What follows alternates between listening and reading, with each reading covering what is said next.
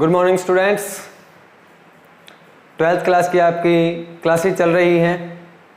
उन क्लासेस में हम जो 12th क्लास का पहला चैप्टर पढ़ रहे थे, सस्य विज्ञान,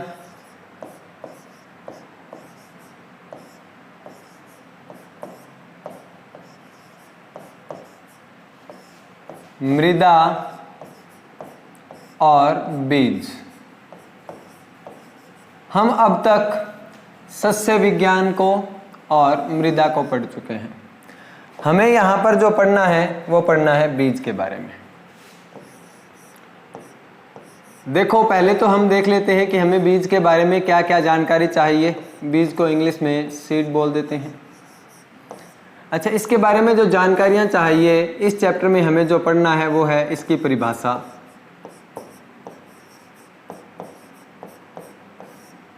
दूसरा है उत्तम बीज के गुण क्या हैं, उत्तम बीज के गुण क्या हैं, फिर बीज के उत्पादन, बीज का उत्पादन, और इसी में इसके प्रकार भी पढ़ते हैं। आगे इसमें पढ़ेंगे बीज के उत्पादन की पृथक्करण दूरी, यानी कि आइसोलेशन डिस्टेंस, और सबसे लास्ट में सुषुप्तावस्था और उसके प्रकार। बीज की सुषुप्तावस्था और इसके प्रकार पढ़ेंगे। ये रहेगा, हमें 1 बाय 1 डिस्कस करना है। पहले बीज की परिभाषा देखेंगे और फिर उत्तम बीज के गुण देखेंगे। आज के इस लेक्चर में हमें सबसे पहले बीज के बारे में जानकारी लेनी है। क्या जानकारी लेनी है? आज के लेक्चर में हम परिभाषा और उत्तम बीज के गुणों को पढ़ेंगे। तो चलिए स्टार्ट करते हैं। सबसे पहले हम देखेंगे बीज क्या होता है।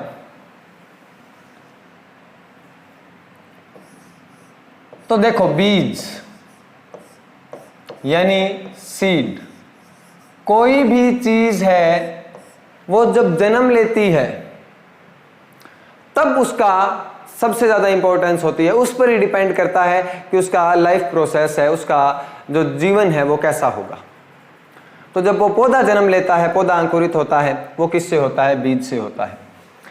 अच्छा, बीज से पौधा अंकुरित होता है तो बीज की गुणवत्ता पर और बीज कैसा है इस बात पर निर्भर करता है कि पौधा आगे जाकर के कैसा होगा। तो बीज है, कोई भी फसल उत्पादन की बात कर लें। पहले फसल उत्पादन में हम बहुत सी चीजें पढ़ते हैं।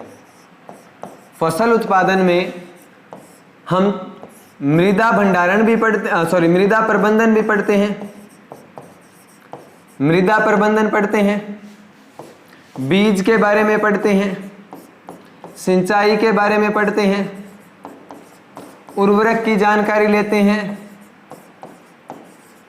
पौध संरक्षण कैसे किया जाता है। इसके अलावा बहुत सी और भी चीजें इसमें देखते हैं, कटाई कैसे की जाती है आदि। अब इसमें सब चीजें जरूरी है, लेकिन सबसे जरूरी क्या है? आपका बीज। बीज सबसे जरूरी किस लिए है कि अगर बीज अच्छा नहीं होगा तो पौधे का अंकुरण अच्छा नहीं होगा। पौधे का अगर अंकुरण अच्छा नहीं हुआ, पौधा स्टार्टिंग की अवस्था में ही कमजोर पड़ने लगा, तो क्या होगा कि हमें अच्छा पौधा नहीं मिलेगा। अच्छा पौधा नहीं मिलेगा तो उत्पादन भी नहीं मिलेगा। तो हमें अच्छी गुणवत्ता वाला बीज चाहिए होता है। तो हमें अच्छी गुणवत्ता वाले बीज को चुनना है। अच्छी गुणवत्ता वाला बीज चुनने से क्या होगा कि उसका अंकुरण होगा, अच्छा होगा। अगर अंकुरण पौधे का अच्छा है, कोई पौधा है, यहां पर आपके पास बीज है, इससे पौधा अंकुरित होता है, ये पौधा बहुत अच्छा अंकुरण लिया है इसने, अंकुरण अच्छा होगा तो पौधे का जो बॉडी है, जो वेजिटेटिव ग्रोथ है वो भी अच्छी होगी, उसके बाद में जो उत्पादन है वो भी अच्छा होगा। यानी कि बहुत सी चीजें हैं जो किस पर? बीज पर निर्भर करती है, बीज के अंकुरण पर निर्भर करती है। तो हमें सबसे अच्छा बीज तैयार करना है, सबसे अच्छा बीज की बुआई करनी है। अगर हम खराब बीज बो देते हैं, अगर हम खराब बीज बो देते हैं तो पौधे का अंकुरण सही नहीं होगा, और पौधे का अंकुरण सही नहीं होगा तो पौधे का पूरा जीवन चक्र खराब हो जाता है। अगर पौधे का पूरा जीवन चक्र खराब हो गया तो इसका मतलब उसमें कम उपज मिलेगी। अच्छा, अब यहां पर हम कह रहे हैं कि हमें अच्छी गुणवत्ता वाला, लेकिन ये एक बहुत बड़ी समस्या है, अच्छी गुणवत्ता वाला बीज मिलता नहीं है। क्यों नहीं मिलता है? कि भारत में एक तो परंपरागत तरीके से खेती की जाती है। परंपरागत तरीके से मतलब कि बुजुर्गों से सीखते आए हैं। जैसे गेहूं बो लिया, और गेहूं जो हमने घर पर बोया है और उसी को घर पर हमने रख लिया है, कुछ भंडारण करके रख लिया है उसका, और उसी को अगले समय बो देते हैं। उस बीज में कुछ इंप्रूवमेंट नहीं आता, उस बीज का बीजो उपचार नहीं किया जाता, उस बीज से जो रोग हैं वो नहीं जाते, उस रोग में जो कीट हैं, उस रोग में जो खरपतवार हैं वो साथ में बो दिए जाते हैं। अच्छी गुणवत्ता का बीज नहीं मिलता। ये भारत के किसानों के लिए सबसे बड़ी समस्या है।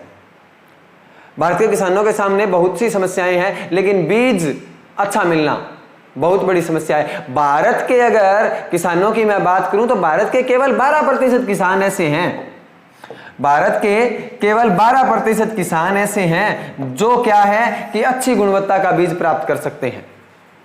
12% को ही मिलता है, बाकी जो 88% किसान है ना, उनको अच्छी गुणवत्ता का बीज नहीं मिलता। अच्छा, अगर उनको अच्छी गुणवत्ता का बीज नहीं मिलता तो उनका जो पौधा है वो भी नहीं होगा अच्छा। अगर अच्छा पौधा नहीं होगा तो उनको उत्पादन भी अच्छा नहीं मिलेगा। तो इसकी वजह से आगे समस्याएं बढ़ती जाती हैं। हमें सबसे पहले बीज को समझना है क्या होता है। बीज को समझने के बाद में हमें पता चलेगा कि उत्तम गुणवत्ता का बीज क्या होता है। पहले बीज को देखेंगे कि बीज होता क्या है, और उसके बाद में हम समझने की कोशिश करेंगे कि उत्तम गुणवत्ता का बीज क्या होता है। तो चलिए पहले बीज की परिभाषा देख लेते हैं। बीज की परिभाषा क्या कहती है?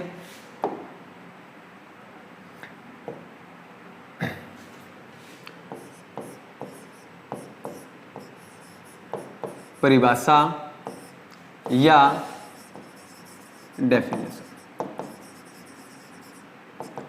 बीज की परिभाषा क्या कहती है? देखो, पौधे का कोई भी भाग, चाहे वह दाना, तना, जड़, फूल, फल, जिससे क्या है कि हम पैतृक पौधे के समान स्वस्थ पौधा पैदा कर सकते हैं, बीज कहलाता है। देखो, पौधे का तना, जड़, पत्तियां, फल, दाना, इन सब से इनके कुछ भाग से अगर हम पौधे के समान, किसके समान? पैतृक पौधे के समान। हमने कहीं से, ये देखो, एक पौधा बना रखा है हमने, और इस पौधे का कुछ भी भाग ले लिया और उससे ऐसा का ऐसा समान और स्वस्थ पौधा तैयार कर दें, उस भाग को क्या कहते हैं? बीज कहते हैं। ये एग्रोनॉमी की डेफिनेशन बता रहा हूं मैं, सस्य विज्ञान की परिभाषा बता रहा हूं कि पौधा है, पौधे के हमने क्या कर लिया कि कोई भी भाग ले लिया। ये मान करके चलो कि हमने यहां से कोई भाग ले लिया, तने का कोई भाग ले लिया। अब तने का कोई भाग है, हम भूमि में लगा देते हैं और वो तने का भाग लगा करके हमें नया पौधा तैयार होता है। वो नया पौधा पैतृक पौधे के समान होना चाहिए और स्वस्थ होना चाहिए। अब हमने जो भाग प्रयोग किया था ना, उसको बीज बोल देते हैं। ये एग्रोनॉमी की डेफिनेशन है, सस्य विज्ञान की परिभाषा कहती है ये। अच्छा, इसमें एक परिभाषा मैं आपके साथ और शेयर करना चाहूंगा और जोड़ना चाहूंगा, वो है वनस्पतिक विज्ञान की परिभाषा, यानी बॉटनी की डेफिनेशन क्या कहती है इसमें। यानी वनस्पतिक विज्ञान, जो आप पेड़ पौधे पढ़ते हैं, वो परिभाषा क्या कहती है वनस्पति विज्ञान में। देखो, हमारे पास कोई पौधा होता है, इस पौधे में फूल लगते हैं और फूल से क्या बनता है? फल बनता है, ये हम जानते हैं। अच्छा, इसको भी कैसे बनते हैं ये देखेंगे। तो हमारे पास फूल कैसा होता है उसको देखते हैं पहले। फूल्स में सबसे पहले क्या है कि थैलामस प्रेजेंट रहता है इस प्रकार से। ये यहां पर आपका तने से जुड़ा हुआ है, थैलामस उपस्थित है। इसके साथ ही इसमें यहां पर थैलामस से क्या जुड़ा हुआ रहता है कि अंदर की ओर ओवेरी बनी हुई रहती है, यानी कि अंडाशय बना हुआ रहता है। ये रहा आपका गोलाकार अंडाशय। यहां पर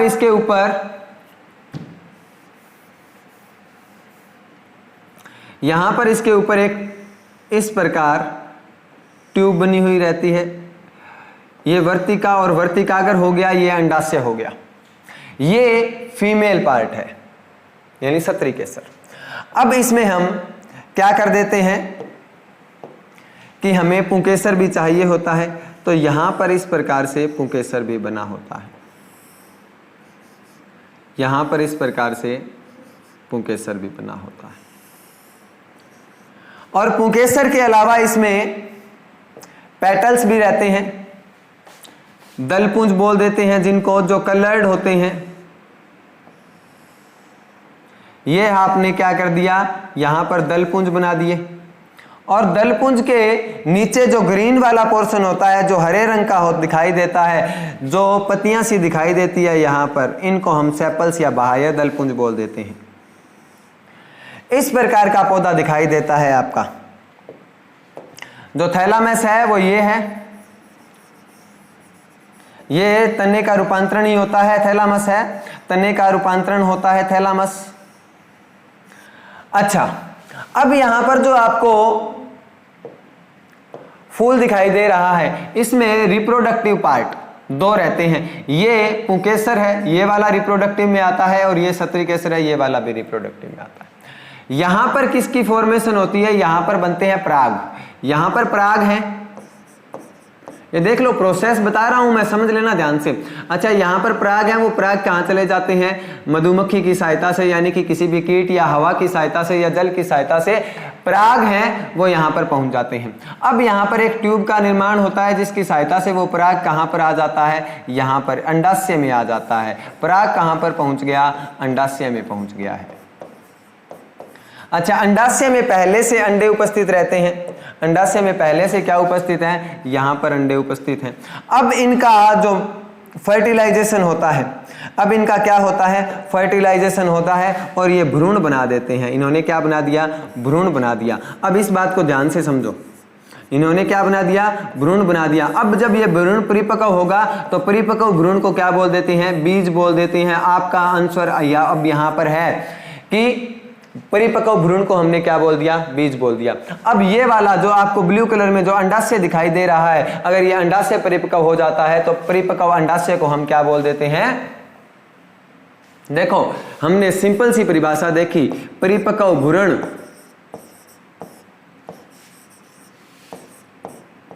परिपक्व भ्रूण को बोल दिया हमने बीज, और परिपक्व अंडाशय को बोल दिया हमने, परिपक्व अंडाशय को क्या बोल दिया है, फल। फल में ही तो रहते हैं बीज। परिपक्व अंडाशय है, उसमें भ्रूण रहता है, यानी कि परिपक्व अंडाशय को तो फल बोल देते हैं, और फल के अंदर भ्रूण है, यानी कि परिपक्व भ्रूण है, उसको बीज बोल देते हैं। तो आपसे बॉटनी के अनुसार अगर सीधी परिभाषा पूछी जाए, तो आप सीधा लिख सकते हैं कि परिपक्व भ्रूण को क्या बोल देते हैं, बीज बोल देते हैं। ये देखो, हम एक बार दोबारा देख लेते हैं। ये इसका सत्री केसर भाग है, सॉरी, ये सत्री केसर भाग है, ये पुकेसर भाग है। पुकेसर में पराग होते हैं, और पराग है कीट की सहायता से यहाँ पर चले जाते हैं। यहाँ पर कीट, हवा, वायु किसी की सहायता से भी जा सकते हैं, जल की सहायता से भी होता है, पक्षियों की सहायता से भी होता है। ये यहाँ पर एक फिर ट्यूब बना लेते हैं, अंदर जाते हैं। अंदर से पहले ही अंडे उपस्थित होते हैं, अंडे के साथ ये मिलते हैं, और मिलने के बाद में क्या है, भ्रूण का निर्माण होता है, और भ्रूण के परिपक्व होने को क्या बोल देते हैं, बीज बोल देते हैं। इतनी बात समझ में आई कि नहीं आई? यानी परिपक्व भ्रूण को तो हमने क्या बोल दिया, बीज बोल दिया, और परिपक्व अंडाशय को हमने बोल दिया फल। अब देखो, यहां पर आगे बात करते हैं, बीज के भाग कौन कौन से हैं। आगे बात करेंगे बीज के पार्ट कौन कौन से हैं, बीज के भाग कौन कौन से हैं। तो बीज है वो इस प्रकार का होता है आपका। अच्छा, बीज भी अलग अलग प्रकार का होता है। ये आप जीव विज्ञान में पढ़ते हैं कि एक बीजपत्री में किस प्रकार का बीज होता है, द्विबीजपत्री में किस प्रकार का बीज होता है। ये अब अगले जो सब्जेक्ट है जीव विज्ञान, उसमें पढ़ते हैं आप। अच्छा, बीज का मैं थोड़ा सा आपको बता देता हूं क्या क्या पार्ट रहते हैं इसमें। तो देखो, इसमें क्या रहता है, ये मैं रैंडम ही स्ट्रक्चर बना रहा हूं।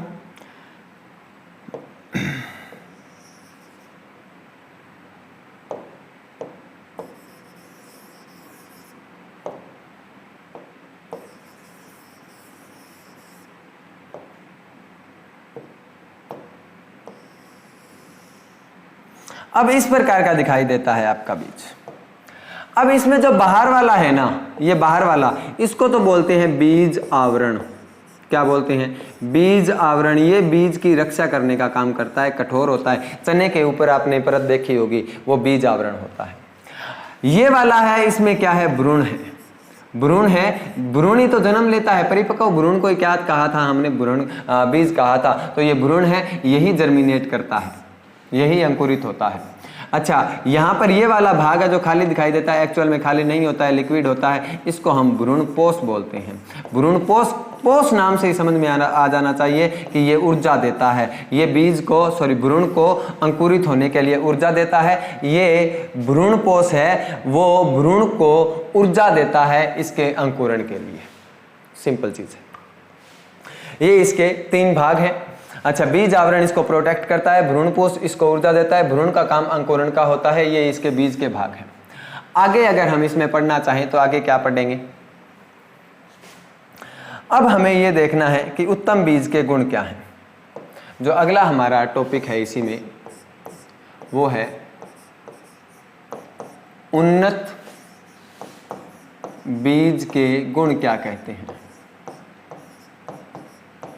अब हमें उन्नत बीज के गुण समझने से पहले हमें समझना होगा कि उन्नत बीज क्या होता है।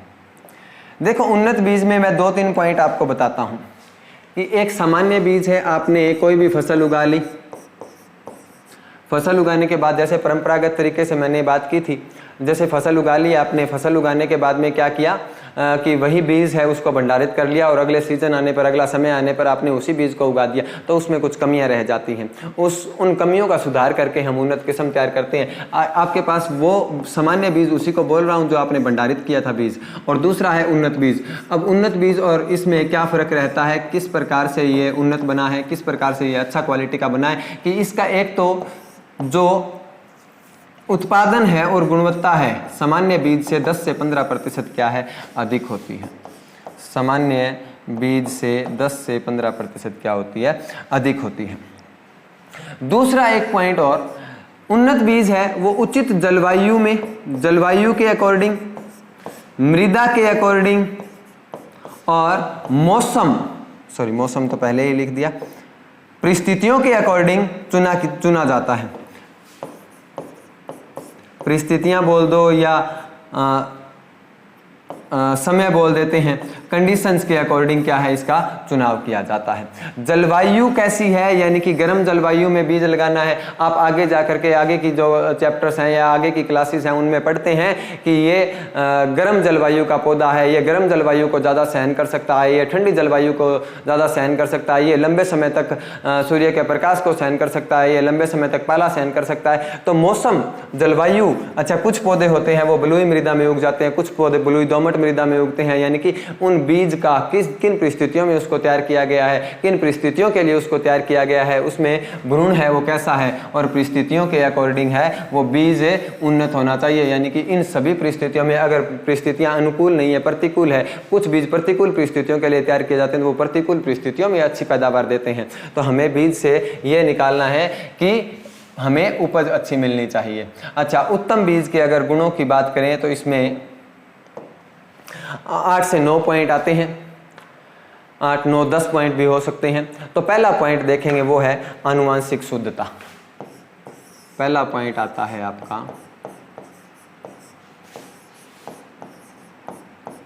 आनुवांशिक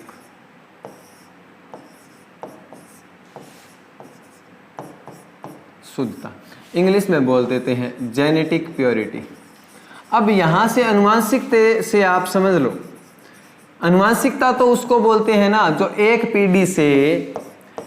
पीढ़ी से पौधे में दूसरे पीढ़ी में स्थानांतरण हुई है, उसी को तो आनुवांशिकता कहते हैं। कि जैसे इसमें गुण थे, एक पौधे में गुण थे, वो दूसरे पौधे में स्थानांतरित हो गए, यानी कि जो एक बीज में गुण थे वो दूसरे पौधे में स्थानांतरित हो गए। जैसे कौन कौन से गुण हो सकते हैं, आकार कैसा है इनका,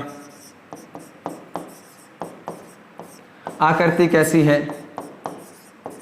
रंग रूप कैसा है, रंग कैसा है, तो ये है ना वो जेनेटिकली यानी कि एक पीढ़ी से दूसरी पीढ़ी में ट्रांसफर होने वाले होते हैं। अच्छा, ये पैतृक पदार्थ जो पैतृक पौधे हैं उनके समान होना चाहिए। जिस पौधे से नया पौधा तैयार किया जाता है उसको पैतृक पौधा बोलते हैं। ये पैतृक पौधा है, ये संतति पौधा है। अच्छा, पैतृक पौधे के समान यहाँ से जो हमने बीज प्राप्त किया है उस बीज से जो हम पौधा तैयार करते हैं वो बिल्कुल आकार में, जो बीज है वो आकार में, आकृति में और रंग में चमकीला होना चाहिए, शानदार होना चाहिए, अच्छा दिखना चाहिए, बीज की बनावट अच्छी होनी चाहिए, यानी कि जेनेटिक तौर पर वो जो जेनेटिक शुद्धता यानी कि जो जिस प्रकार का इसमें बीज था वो का वही डिट्टो अच्छा प्रकार का बीज है वो यहाँ पर हमें तैयार मिलना चाहिए। जिस प्रकार का बीज हमने यहाँ पर अंकुरित किया था उसी प्रकार का सेम टू सेम बीज हमें जेनेटिक प्योरिटी यानी कि आनुवंशिक शुद्धता होनी चाहिए। उसी प्रकार का कौन कौन सी चीज़ें समान होनी चाहिए, रंग रूप और आकृति समान होना चाहिए। इसमें हम दूसरा पॉइंट पढ़ेंगे।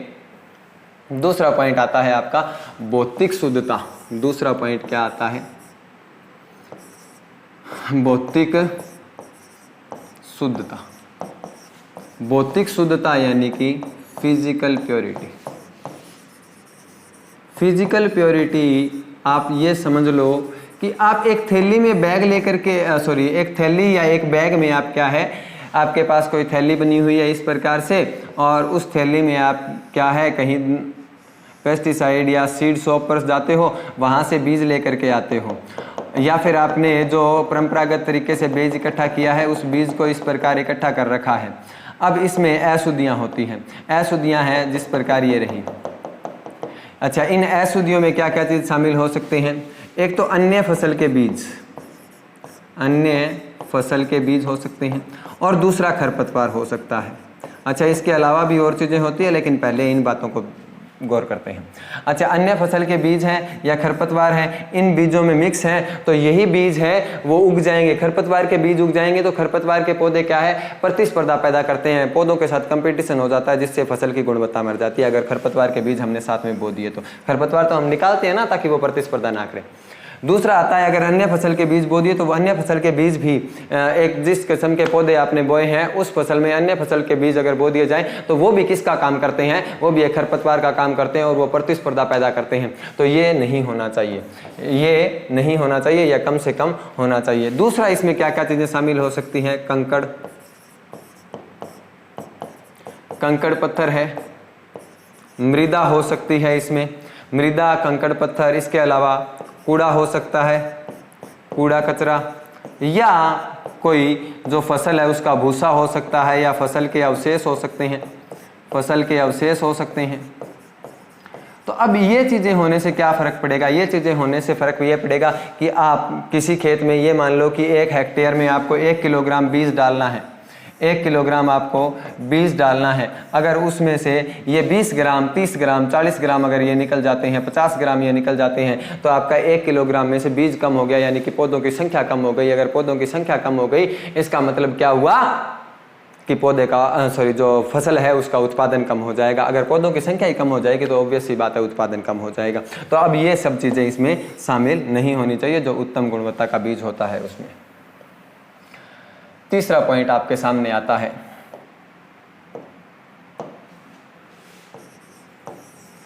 बीज ओज या सीड वाइग्योर। ये क्या होता है? देखो, सीड वाइग्योर या बीज ओज किसको बोल देते हैं? तो बीज की उम्र यानी कि एज, आकृति और क्रियात्मक स्वास्थ्य। क्या है? क्रियात्मक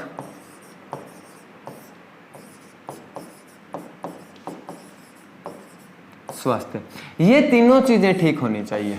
बीज ओज से या सीड वाइग्योर से यही मतलब है। यहां पर क्या मतलब है कि बीज की उम्र है बीज की आकृति है, उसका क्रियात्मक स्वास्थ्य है वो अच्छा होगा, तो पौधे की जो बीज है उसका अंकुरण है वो तेजी से भी होगा, अंकुरण तेज भी होना चाहिए और अंकुरण एक समान भी होना चाहिए। तेजी से अंकुरण होगा तो पौधा तेजी से वृद्धि करेगा और साथ के साथ अंकुरण है वो सेम होना चाहिए, यानी कि सभी पौधे सेम वृद्धि करनी चाहिए। ये नहीं कि एक कम बढ़ जाता है एक ज्यादा बढ़ जाता है। ऐसा करने से फसल में आपको उर्वरक डालने में, फसल में आपको कीटनाशक डालने में, ये सब चीजों में परेशानी आती है, फसल को आपको काटने में भी परेशानी आती है। तो जर्मिनेशन है वो तेज भी होना चाहिए ताकि पौधा वृद्धि जल्दी कर सके, और जर्मिनेशन है अंकुरण है वो समान भी होना चाहिए। इसके अलावा पौधे की वृद्धि भी समान होनी चाहिए और पौधे की वृद्धि तेज होनी चाहिए।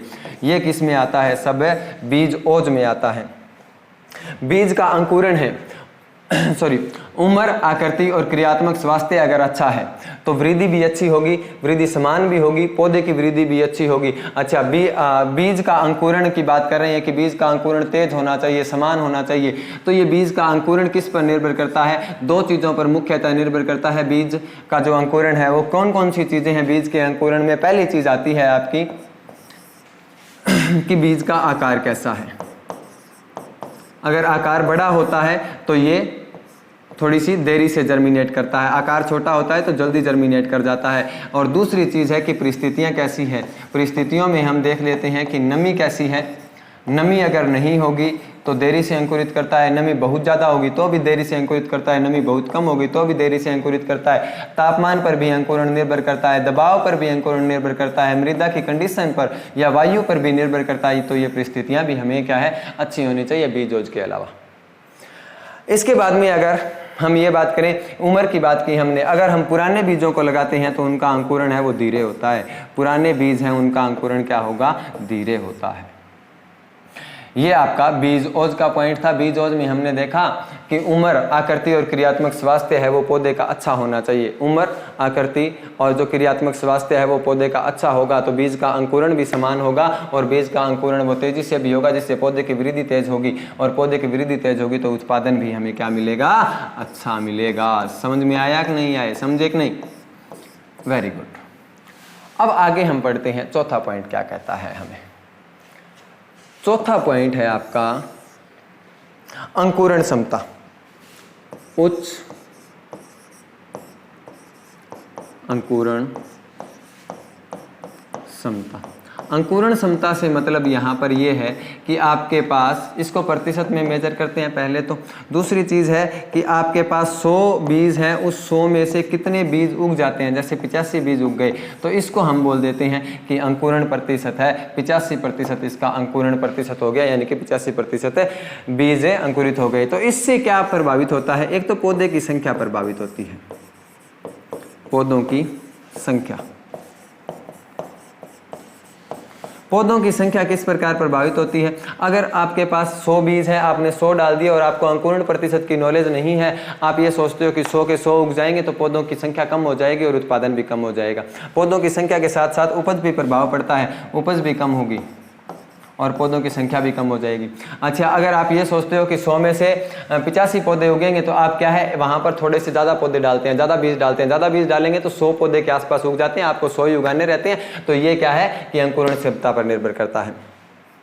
और जो बीज आप प्रयोग कर रहे हैं वो उसकी अंकुरण क्षमता किस पर निर्भर करेगी? हम बीज ओज में देख चुके हैं। वैसे तो कम आयु वाले, सुडोल, अच्छी बनावट वाले, अच्छी आकृति वाले पौधे क्या है? अच्छा अंकुरित होते हैं, जल्दी अंकुरित होते हैं, तेजी से अंकुरित होते हैं। अच्छा, यहाँ पर मैं आपको एक टेबल बना करके देना चाहता हूँ जिससे आपको कुछ सामान्य बीजों का बारे में पता लग जाए।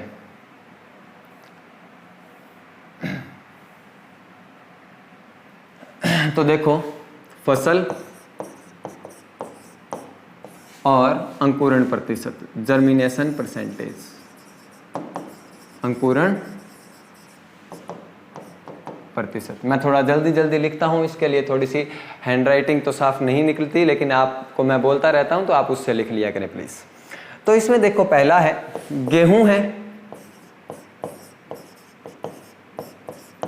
जौ है या चना है।